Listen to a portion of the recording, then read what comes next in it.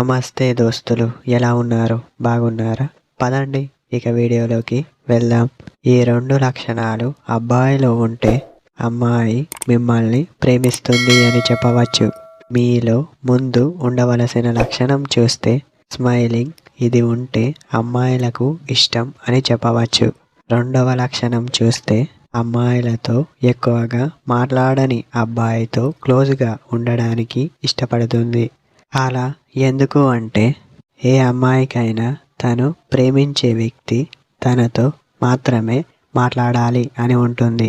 అలా ఉంటే అబ్బాయితో క్లోజ్గా ఉండాలని, ప్రేమించాలని అనుకుంటూ ఉంటుంది. అమ్మాయి మీకోసం చేసేవి ఎప్పటికీ మర్చిపోవద్దు అని చెప్పవచ్చు.